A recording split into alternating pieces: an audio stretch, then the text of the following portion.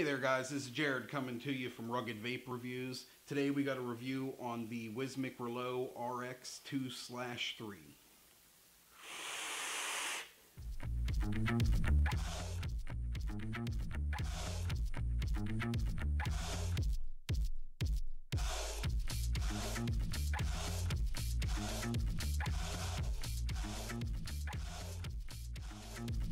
First off, a couple of things that I'd like to go over with this device is that it has a nice sleek look to it.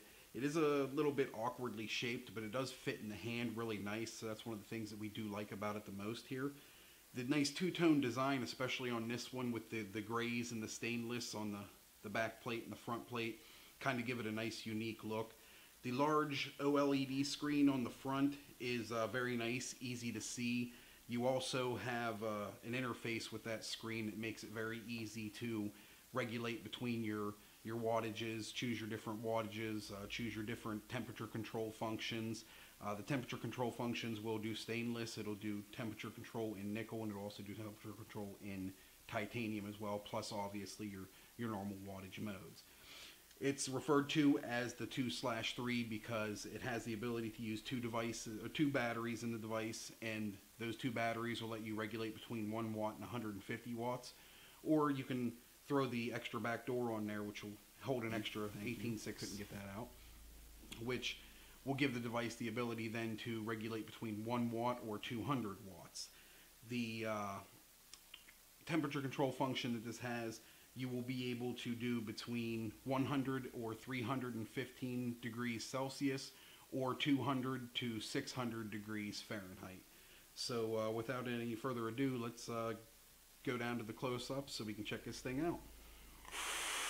Alright everyone, so this is the up close of the Wismec Reuleaux RX 2/3. Comes in a box. It does explain everything that comes in the box there. When you open up the box, first thing you're going to see right off the bat is the device itself. Inside the box is also your instruction manual, your do not use the batteries with bad wraps on them card, and underneath here you have your charging / update cable, and you do have your 2 battery back door. So let's get this stuff out of the way here and get strictly down to the device itself. So as we mentioned, the device itself right out of the box does have the 3rd bay battery door on the back here. The spring-loaded 510 up top here. Don't have a screwdriver to show you that it's spring-loaded, and I don't like doing that to begin with, because anytime you put any unnecessary strain on that spring, it's not a good thing. You do have battery venting through the sides and at the bottom here to help release heat from the batteries, and it's going to help in a catastrophic failure as well. Here's the nice large OLED screen that we went over. The battery back door here is held on. You got this little button right here. When you push this button, it pops this out. Let me show that to you again. When you push this button, it pops out. This can be taken off just like so. Let's start off with the 2 battery back door right here. Let me grab a couple Sonys. So you have your positive and you have your flat negative. On the back door here, you got, on the back of your device, not back door, you got your positive, your negative, your positive, your negative. So the batteries do have to go in series. And always make sure you keep this little tab underneath the batteries. It makes getting the batteries out a whole heck of a lot easier. So here we got positive down. Here we have positive up. Now when I turn this over, it hasn't turned on yet still. And that's because it has to have this back door on there. These connections have to be on the back door, so it's telling the device that the back door is on, and it tells it how to what mode it needs to run in, either the 2 battery or the 3 battery. So we're gonna go at an angle, push this in, lock it into place, and our device turns on just like so. Now real quick, I'd like to pop the back door off, and we're gonna go with the 3 battery back door here. you have your positive and you have your negative. So positive all the way in. And then just like before, we're going to go in at an angle. Oh, wrong way. I'm going to go in at an angle and lock into place. And once again, device is on. Now, the interface of this that we were going over earlier is pretty simple device. So we got right now we're in the power mode, which is your wattage. We're going to 3-click and you're going to see this flashing up here. I'm going to go push to the right, which is the power up button. It switches over to temperature control nickel. Push it again, switches over to temperature control titanium. Switch it again over into temperature control stainless steel. And then one more time we'll go into temperature control memory function. And then one more time goes back over to our power mode, which is our wattage. Now, 3 more clicks and we're going to use the power down button, and it'll move down here. You can choose between whether you want your amp load to be displayed, or you can choose whether you want a puff counter displayed. We're just going to go ahead and switch it back to the amp mode. Push this again, up here's flashing. This is going to be the battery section. You can choose between having the battery indicator or a percentage indicator. So I'm going to leave it on percentage because I like percentage. So now I push it again, went back to the wattage. Now if I take this over into temperature control mode and then go through these, it's going to act the same a little bit. It's going to go down here to what wattage you want it to, run at when you're in your temperature control section. Push it again, and it's going to go down to where you can lock your ohm load in, because that's one of the important parts of the temperature control function, is being able to lock in your ohm load. And then, you can change out your amp load or your puff counter again, and then back up to the battery life again. So I'm going to push this button. So right now we are in temperature control nickel. I'm going to take it back over into wattage mode. This is my preferred mode. I like using wattage. I'm a high wattage guy. I try to vape as high as I possibly can, to be honest with you. So this device does have what is called a stealth mode. If you push the fire button and the power button down, hold on it, it goes into stealth mode, so that anytime you push the button, right now it's not going to do it because there's no atomizer on it, but it'll lock out the screen so it doesn't make any light, so that's stealth mode. I'm going to push and hold on it again, and stealth mode is now off.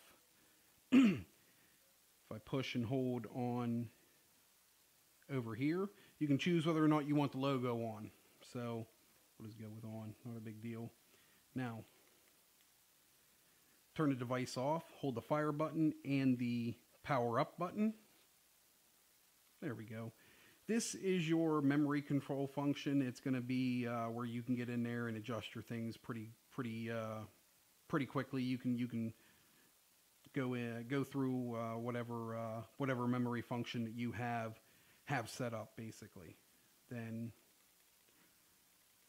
let's turn it back off here again. And if we hit the fire button and the power down button, hold it in for a second, it'll give you the battery readout on each battery in the device itself as well. So a couple nifty little features right there. The micro USB port down here, this is for your software updates, and it can double as a charger, although it's not always suggested to charge through this because it doesn't have the balanced charger installed in it, so the batteries aren't going to be charged evenly for the most part. So it is always better to take your batteries out and charge them externally through a charger that is meant to do so. But in a pinch, it can be used for. The port itself is mainly used for your updates. Right now there is an update right now where you can get to 250 watts with this device, and they've added a preheat function, which from my understanding is real good for like the Clapton coils and things like that. So that's a really cool thing. I can't wait to try that out. I haven't seen it yet though. But that's all I got for you here, guys. That's the device up close in a nutshell. So let's go back up to FaceTime and vape this thing. So guys, that is the up close and personal with the Wismec Reuleaux 2/3. I'm currently running my X1 Vapors Cloud RDA on here. It is the 30mm edition. It does have a slight little hang off right there, but that's about the only hang off you're going to get from a 30mm RDA, and it gives you the ability to build some beefier coils so you're actually hitting those 200 watts without getting dry burnt hits, and you're not having to juice it too often. Currently, my resistance on this atomizer is a 0.37. It's running at 200 watts, and it's using 8.6 volts to get to that 200 watts. So let's take a couple tokes here, and you can see exactly for yourself how good this vapor production is.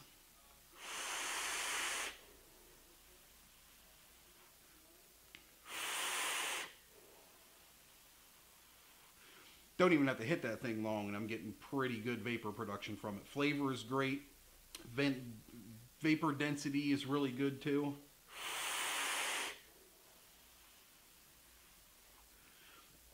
So there you have it, guys. That is the Wismec Reuleaux RX 2/3. I want to thank everybody that has stuck this video out. This is our first video, and we really appreciate anyone that has watched all the way through. If you liked the video, please give it a like. Please give us a subscribe. It really helps us out in the future. It allows us to keep making videos like this and show you like pros and cons of different devices and everything. Really didn't get into pros and cons with this device because it doesn't have a whole lot of cons. It's a nice device for somebody that's first starting off, getting into higher wattages and blowing clouds and things like that. The interface on it is really easy to use, as we went over before, and I like this device all the way around. It is something that I always recommend to people that are looking to get into higher wattages.